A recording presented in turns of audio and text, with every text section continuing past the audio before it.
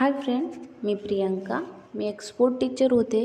काही कारणास्तव मी जॉब सोडला आहे. पण मी एक स्पोर्ट टीचर असल्या कारणाने स्पोर्ट टीचरला नेहमी ॲक्टिवेट असणं गरजेचं आहे. तर त्यासाठी मी एक नवीन डिसिजन घेतला. यूट्यूब फॅमिलीसोबत आपला स्पोर्टचा एक एक्सपिरियन्स शेअर करायचा आणि मी माझी वेट लॉस जर्नी तुमच्यासोबत स्टार्ट करत आहे.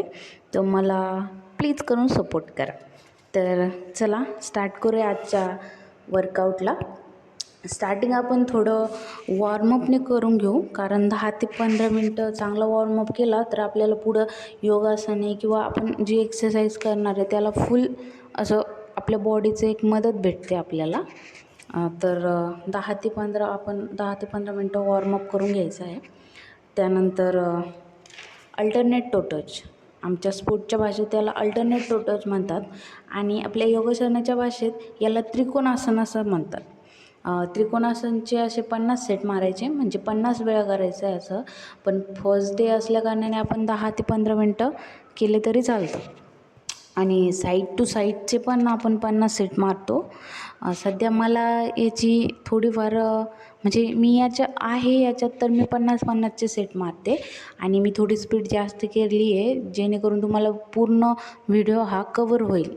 आणि आपण यानंतर सूर्यनमस्कार करू. सूर्यनमस्कारचे पण 10-10 सेट मारा, कारण फर्स्ट डे असलेल्या कारणाने फुल बॉडी पेन होत असते. आणि रेग्युलर रुटीनमध्ये आल्यावर तसे तुम्ही 25-25चे सेट मारा. आणि सूर्यनमस्कारने आपली पूर्ण बॉडी अशी स्ट्रेच होत असते आणि पूर्ण बॉडी स्ट्रेच झाली की आपल्याला एक काय म्हणतात त्याला, ऊर्जा मिळते पुढं आपल्याला एक्सरसाइज करायला. फुल असे 10-10चे सेट मारायचे सूर्यनमस्कारचे. त्यानंतर सिटिंग आसनमध्ये थोडं स्ट्रेचिंग करून घ्यायची आहे पायांची. स्ट्रेट बसायचा प्रयत्न करायचा आहे, जेणेकरून आपल्या पाठीचा भाग असतो तो स्ट्रेट असतो, म्हणजे स्ट्रेट राहायला पाहिजे म्हातारपणापर्यंत. नाहीतर आत्ताच वाकून गेलं तर पुढे तर प्रश्नच नाही. आणि त्यावर सिटिंग आसनामध्ये अल्टरनेट टू टच, जेणेकरून आपली साईडची जी चरबी असते ती कमी होण्यास मदत होते आणि त्याला एक हे भेटतं, ऊर्जा. त्यानंतर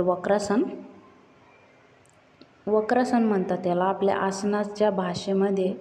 वक्रासन हे 2-2 मिनटं करून घ्यायचं आहे, जेणेकरून आपल्या पायाची नस हे स्ट्रेट होत असते आणि आपली बॉडी एकदम अशी स्ट्रेट असते. त्यानंतर मंडूकासनचे 2-2 मिनटं करून घ्यायचे. जेव्हा आपण पोटावर हात ठेवतो आणि खाली बघतो तेव्हा श्वास दाबून ठेवायचा आहे आणि जेव्हा बाहेर म्हणजे आपण बसतो रिलॅक्समध्ये तेव्हा बाहेर सोडायचा आहे श्वास. त्यानंतर आता स्ट्रेचिंग झाल्यानंतर उष्ट्रासन म्हणजे फुल बॉडी मागे टाकायची आहे. फुल बॉडी आपली जी पायाला म्हणजे आपले हात आपल्या पायाला लागले पाहिजे आणि आपली पूर्ण बॉडी एकदम फ्लेक्झिबल पद्धतीने मागे गेली पाहिजे. म्हणजे थोडं तुम्हाला वेळ लागेल, पण मग हे होईल तुमच्याकडनं. स्ट्रेचिंग त्यानंतर अप्पर साईडची स्ट्रेचिंग करून घ्यायची थोडी. सिटिंग आसनामध्ये बसल्या ठिकाणी खूप सारे असे आसन आहे ज्याने आपल्याला बेनिफिट भेटतं, तर आपण त्याचासुद्धा फायदा घेतला पाहिजे असं मला वाटतं. आळस पण येत होता मध्ये फर्स्ट डे असल्या कारणाने, थोडं बॉडी पेन चालतं. त्यानंतर सायकलिंग करून घेऊ. सायकलिंगचे आपण तरी 50 सेट मारू शकतो सायकलिंगमध्ये.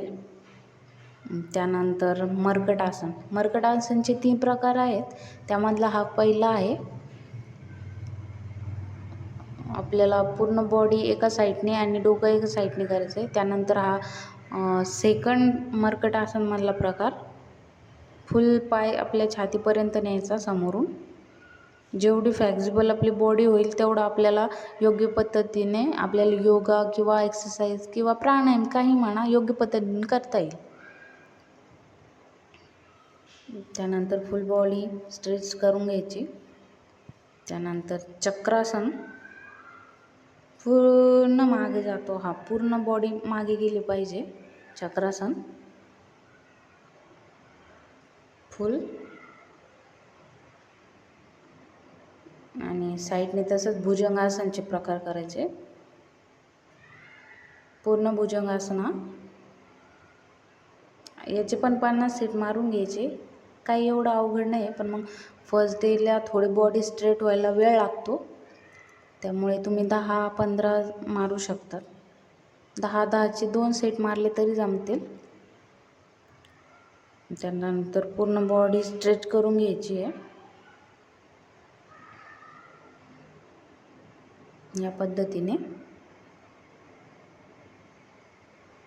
जेणेकरून आपला वर्कआउटचा फुल आपल्याला बेनिफिट मिळालं पाहिजे. पद्मासनात बसायचं आहे आणि लास्टला आपण कपालभाती, अनुलोम विलोम हे 10-10, 15-15 मिनटं करू शकतात. कपालभाती आणि अनुलोम विलोमचे सुद्धा खूप जास्त बेनिफिट आहेत आपल्याला. ते इथून पुढं मी त्याची माहिती तुमच्यापर्यंत नक्कीच पोचवेल. तर थँक्यू. आजचा डे कपालभाती आणि अनुलोम विलोमने आपण वर्कआउटचा शेवट केला.